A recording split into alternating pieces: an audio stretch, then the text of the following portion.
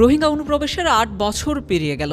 প্রত্যাবাসন নিয়ে বাংলাদেশ সরকারের পক্ষ থেকে আন্তর্জাতিকভাবে আলোচনা হলেও একজন রোহিঙ্গাকেও প্রত্যাবাসন করা সম্ভব হয়নি। সম্প্রতি মিয়ানমারে অভ্যন্তরীণ সংঘাত পরিস্থিতির কারণে প্রত্যাবাসন আরও অনিশ্চিত হয়ে পড়েছে। চলমান পরিস্থিতিতে মিয়ানমারে থাকা হাজার হাজার রোহিঙ্গা অনুপ্রবেশের অপেক্ষায় সীমান্তে অবস্থান করছে। যদিও বিজিবির পক্ষ থেকে বলা হয়েছে সীমান্তে কঠোর অবস্থানে রয়েছেন তারা। বিশেষজ্ঞরা বলছেন, যদি এই সমস্যার সমাধান করা না হয় তাহলে বড় মাশুল দিতে হবে বাংলাদেশকে।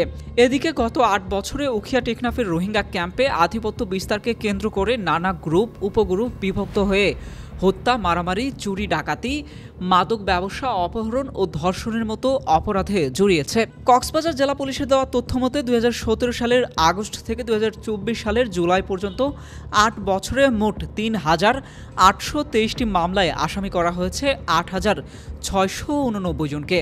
তার মধ্যে হত্যা মামলা ২৩৩টি, অস্ত্র মামলা ৪০৯টি, মাদক মামলা ২,৪৭৯টি, ধর্ষণ মামলা ১৬০টি, অপহরণ মামলা ৫৬টি, ফরেনার্স অ্যাক্ট ৪২টি, মানব পাচার মামলা হয়েছে ৩৮টি, ডাকাতি মামলা ৬২টি, বিশেষ ক্ষমতা আইনে মামলা ৭৬টি। এছাড়া অন্যান্য মামলা হয়েছে ৩১৪টি। সর্বশেষ চলতি বছরের জুলাই পর্যন্ত ৩২টি হত্যা মামলার আসামি হয়েছে ২০৪ জন। ১০৬টি মাদক মামলায় আসামি হয়েছে ২৪৩ জন।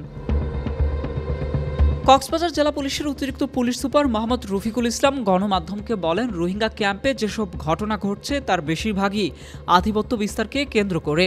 বিশেষ করে কথিত আসরা এবং আরএসও নামের দুটি সংগঠনের মাঝে সংঘাত হচ্ছে। তবে অপরাধীদের চিহ্নিত করে আইনের আওতায় আনার কাজ চলমান।